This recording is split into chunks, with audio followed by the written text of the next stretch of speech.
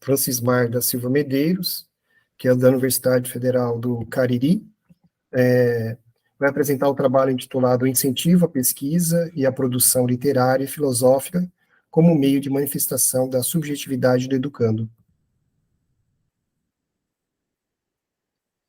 Dá para me ouvir, né? Sim. Eu ouvi um problema de conexão aqui, eu estava falando, mas acho que vocês não estavam me ouvindo, aí caiu, aí eu tenho que voltar novamente. Bom, posso começar, né?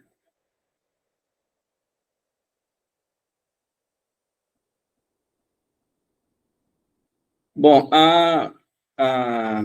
eu já sou professor de ensino básico, né? No caso, meu foco em especial é o ensino básico, esse no ano, né?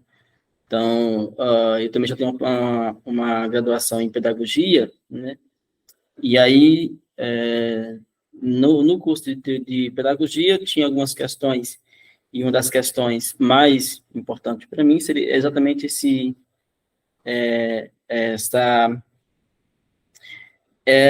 algumas deficiências que o aluno tinha e alguma questão do letramento mesmo, né, na sala de aula. E aí, com a contribuição da pedagogia e com o curso de filosofia na minha graduação, busquei trabalhar exatamente mais essa ideia do incentivo meio filosófico a partir tanto da questão literária, né, como também da questão da produção do aluno, já que o aluno tem toda essa vivência enquanto pessoa, enquanto vivente de comunidade, enquanto toda uma subjetividade que está imersa em certo contexto. Então, eu vou dar uma lida aqui.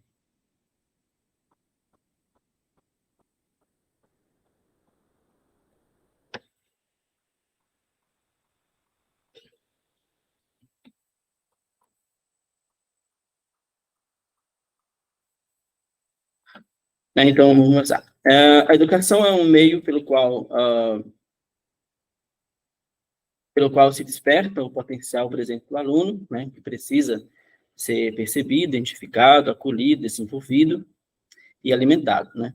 O Alberto Camus, citado por Rubem Alves, tem um pensamento que nos apresenta melhor esse despertar da vida, diz ele.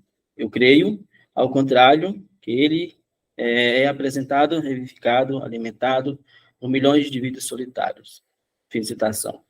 Segundo o nosso autor, há algo de potencial que dorme no interior de cada indivíduo e que precisa ser desperto para assim poder manifestar sua singularidade. De cada indivíduo, e que precisa ser desperto para assim poder ser manifestado.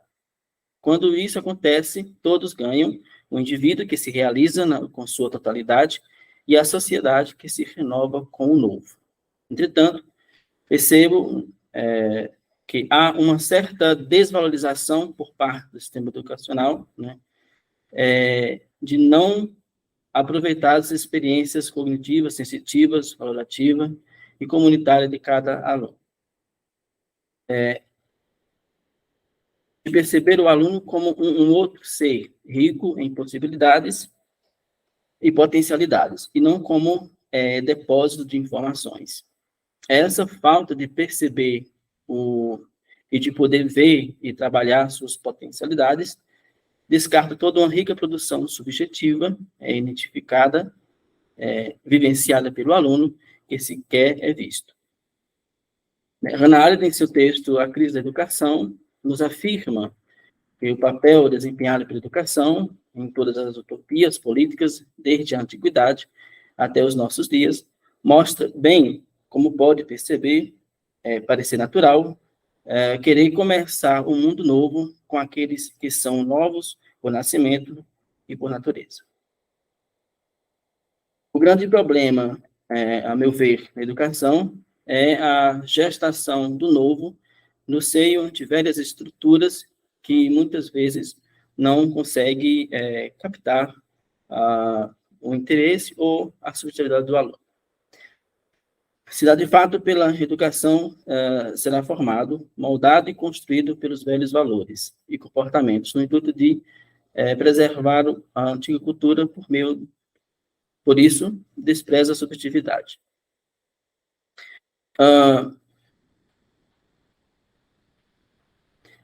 Elementos que possibilitam a liberdade, o preenchimento, preenchê-los da cultura vigente, buscando assim conectar os novos indivíduos às bases fundantes presentes nos herdeiros da cultura. Não é o novo que se quer desenvolver, cultivar e colher, porque se quer é apenas receptáculos vazios para que possam passar adiante as velhas ideias e comportamentos, esquecendo ou muitas vezes descartando o novo. Nos escritos sobre a educação, o Nietzsche, né, escreve, principalmente no futuro das instituições de ensino, ele afirma, abre aspas, sim, meus caros, vocês já estão formados, são adultos, a natureza rompeu já a sua forma, e seus mestres podem já contemplá-lo com satisfação. Aqui temos a compreensão da criança como indivíduo pronto e acabado, que não precisa construir nele para ser alguma coisa. Ele já é o presente com infinitas potencialidades. O que se precisa fazer é desenvolver este potencial, construir algo sobre ele, é negar e matar toda a vida presente nele. Surge a ideia de cultivo como processo. Então, qual seria o papel da cultura e da educação no processo de cultivo de si, né? Então, o ponto de partida de minha pesquisa é exatamente essa necessidade de buscar um ensino, uma educação, um método filosófico que possa cultivar essa potencialidade do meu aluno, né, essa sua curiosidade, essa sua imaginação. O problema da minha pesquisa.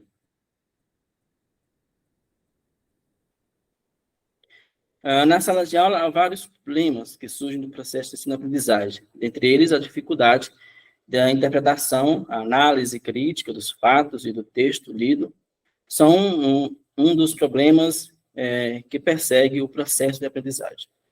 Essa dificuldade atinge todas as disciplinas, pois tais habilidades são basilares para a compreensão de ideias. Mesmo com todos os incentivos, a leitura, trabalho em sala de aula, não consegue resolver tais problemas por uma série de fatores e problemas de cada instituição. Isso porque o desejo pela leitura requer tempo, paciência e orientação para que se possa desenvolver no aluno o gosto, o prazer pela leitura. O prazer pela leitura deve ser incentivado em sala de aula, mas ela não consegue despertar esse desejo, alimentá-la e desenvolver.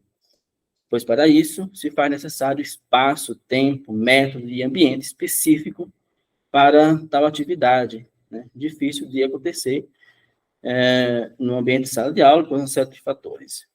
E aí que se faz necessário uma intervenção, criando espaços de leituras e interpretação, aqui nos grupos de leitura, orientado pelo professor.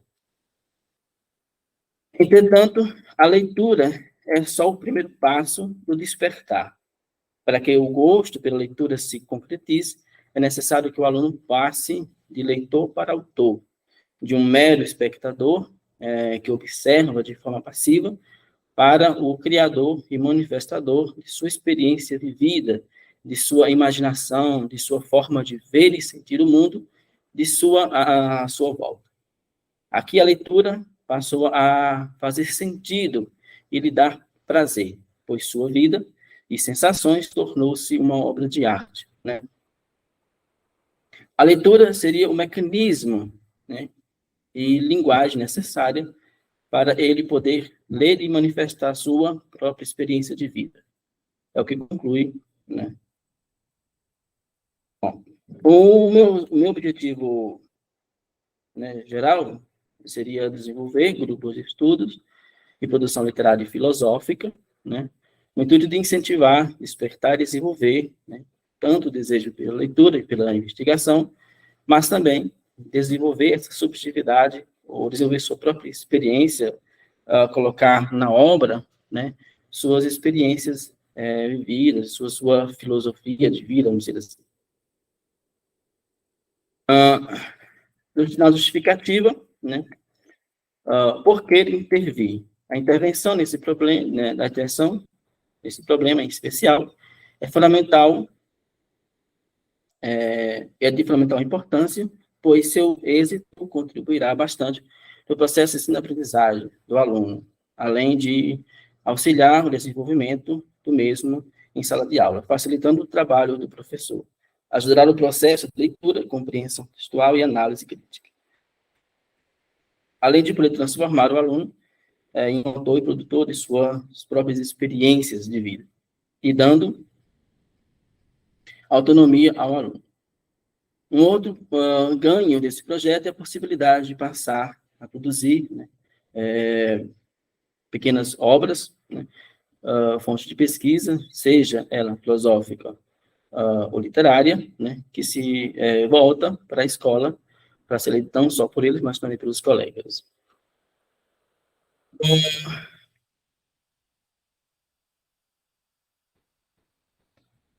Os alunos desenvolverão sua leitura, a compreensão e análise, passando a ter prazer no processo, pois ele perceberá que pode não só ler e compreender bem, mas ser autor de suas próprias histórias, inquietações, investigações que já existem que já existem no interior de cada docente.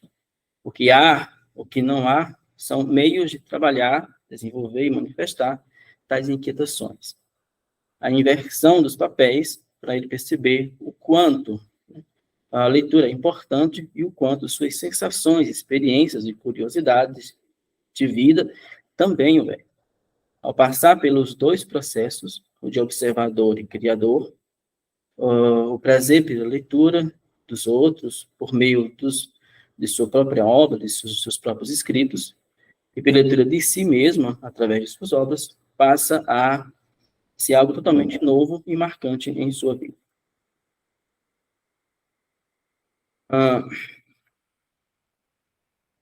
A contribuição do pensamento crítico e da fundamentação é de fundamental importância para o processo de ensino-aprendizagem, desde os primeiros anos do ensino fundamental, e por isso se faz necessário o ensino do pensamento filosófico e seu método de análise desde o fundamental. Portanto, para podermos trabalhar com esse olhar crítico que já existe nos educandos do fundamental e todo o ensino básico, se faz necessário algumas intervenções no estabelecimento de ensino. É necessário criar as escolas espaços de criação, experimentação e produção literária, artística, científica e tecnológica. O que estamos a propor é a criação de um espaço de leitura compartilhada e criação literária, investigativa, de temas ou histórias de interesses do aluno, valorizando e trabalhando com a imaginação e curiosidade, partindo, assim, não do conhecimento já estabelecido e proposto para o ensino, mas de sua subjetividade, criatividade e visão de mundo.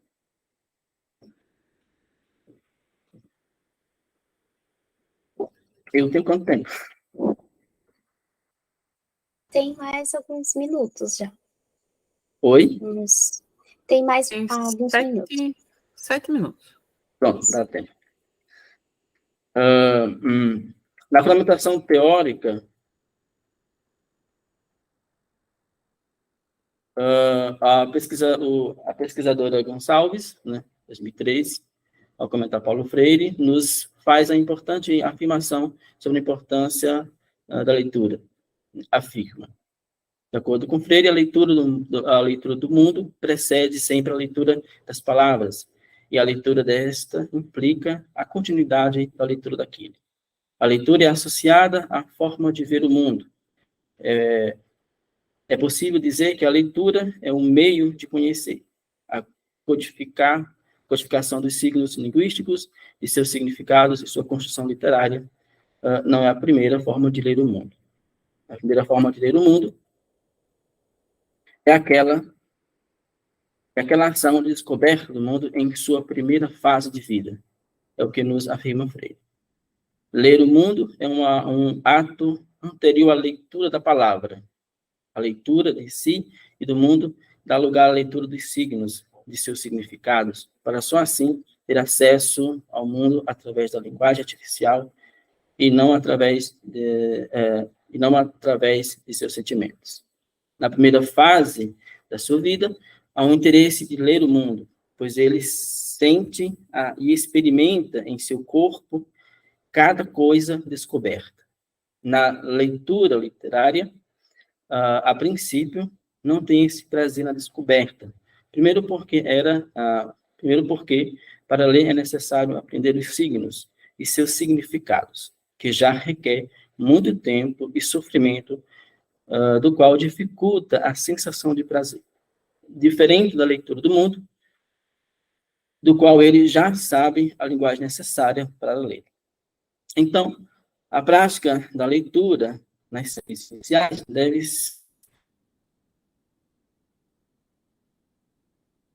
de pesquisador, ocupando-se de investigar como o aluno pensa.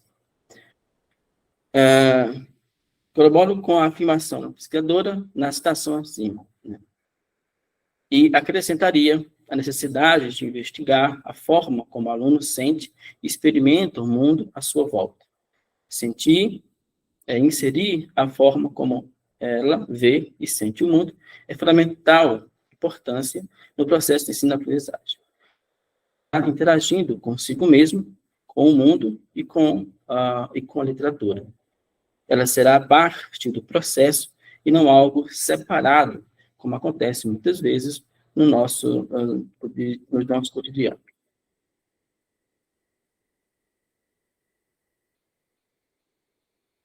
Sabemos que o domínio da leitura e da escrita é condição especial para enfrentar as experiências do mundo contemporâneo. Eles também são essenciais para manifestar a compreensão das sensações e experiências vividas em sua subjetividade.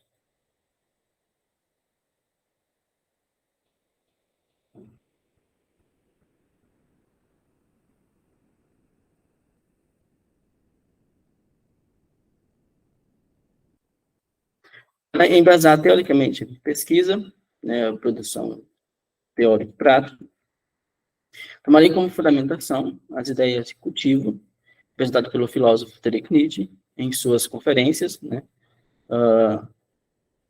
denominada sobre os estabelecimentos de ensino, o Schopenhauer como educador. Ele tem uma aproximação muito aprofundada entre a educação como cultivo. Isso porque a relação que ele estabelece é uma relação de agricultor, né, que cultiva o seu plantio. Com o plantio é uma relação de entendimento do processo, do ciclo, e do que a planta necessita para desenvolver todo o seu potencial, e assim poder dar seus frutos, realizando toda a sua força de ser, todo o potencial. Aqui não é a planta que se adapta ao cultivador, mas é o cultivador que se adapta ou está pronto para desenvolver o seu cultivo. Pois eles sabem que, conhecendo as necessidades do plantio e seu ciclo de produção, a quantidade e qualidade da produção será a melhor possível. É necessário que toda a sua força vital se desenvolva, né, que toda a sua particularidade se expanda até ele esgotar. Em Nietzsche, a preocupação é com a questão do cultivo da singularidade e com o papel libertador da educação, que deve produzir cada individualidade e se tornar senhor de si mesmo e de suas virtudes.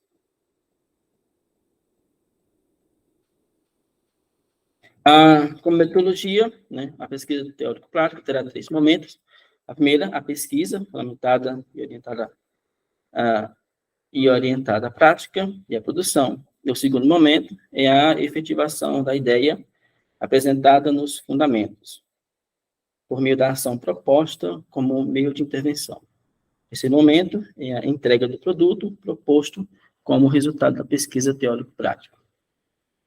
O primeiro momento é a construção, né, do texto que fundamentará o meu trabalho.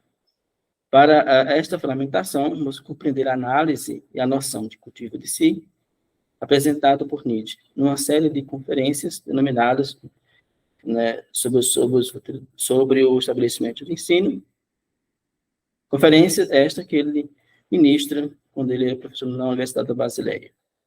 Ele entende que cada indivíduo é uma face da existência, trazendo em si a potencialidade necessária para renovar o mundo humano, cabendo à civilização e à cultura criar mecanismo para que identifique, desenvolva e manifeste tal potencialidade. A educação teria o papel de cultivar e acompanhar, desenvolvimento das potencialidades pessoal de cada indivíduo. Com isso, vemos a preocupação pelo cultivo das potencialidades do docente. No segundo momento... Francisco, eu preciso te interromper porque chegamos ao final do tempo. Então, se você puder ir para a conclusão, a gente agradece. Pronto. No segundo momento, é a execução da ideia, né, apresentada por meio de grupos de estudos, que funcionam como meio de cultivo da potencialidade do aluno. Esse momento se divide em duas etapas. Na primeira etapa é o grupo de leitura, né. Nesse momento, apresentaremos as obras que poderemos ler em grupo de forma compartilhada e refletida. Também, de uma indicação, pediríamos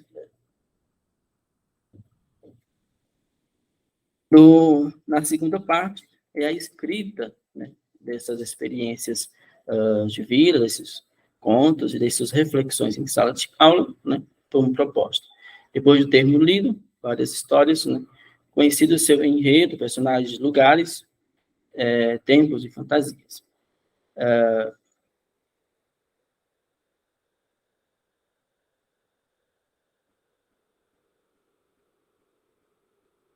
No último momento, é a produção, esses contos e esses textos serão compilados, né, e desenvolvidos em pequena obra, que será disponibilizado tanto na sala de aula e leitura com os colegas, mas também é disponibilizado para a escola. É isso. Obrigada, Francisco. Professor Rafael, se me permite, eu posso começar? Francisco, eu tenho uma pergunta, na verdade duas. Uma mais direta, eu gostaria que você sintetizasse para nós o problema de pesquisa. Tá? Qual é o problema de pesquisa dessa dissertação? E aí, de acordo com a sua resposta, talvez, se der tempo, eu continuo, mas é algo que para mim, ficou ainda em aberto.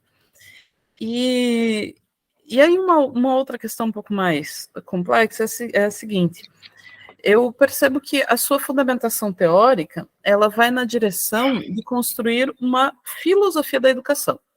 Então, você trabalha o conceito da educação como cultivo, né?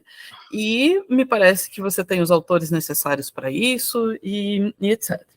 Porém, na sua prática, na sua proposta de prática, você descreve a ideia de um espaço de leitura e de produção que se encaminha para algo muito mais próximo, muito mais direcionado para a literatura, né? Pelo menos na sua descrição, me parece que essa leitura que será comentada, ela é literária e essa produção também. Quando você estava falando sobre o espaço de leitura, você dividiu essa leitura basicamente em dois, se eu não me engano, se eu estiver errada, você me corrige, basicamente em dois sentidos: a leitura de mundo e a leitura propriamente, né? A leitura da palavra. Porém, Francisco, me parece que tanto uma quanto a outra podem ser evocadas por outras disciplinas. Então, a sociologia poderia evocar uma leitura de mundo e uma leitura da palavra. A literatura poderia evocar uma leitura de mundo e uma leitura da palavra. Muitas outras disciplinas poderiam ter essa conversa. Então, não fica claro para mim em que sentido a sua proposta de prática é uma proposta de ensino de filosofia. e eu não estou dizendo que não seja, só disse que não está claro ainda para mim. Porque, veja, se, por exemplo, o seu trabalho fosse de literatura, você poderia fazer a fundamentação teórica a partir de uma ideia de filosofia da educação e estaria tudo bem, certo?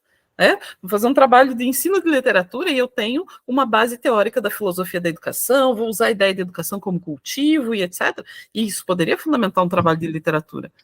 Poderia fundamentar um trabalho do ensino de qualquer outra disciplina. Então, essa é a minha questão. Quer dizer, a sua base teórica me parece apontar para uma filosofia da educação, o que poderia ser utilizado em outra disciplina, inclusive.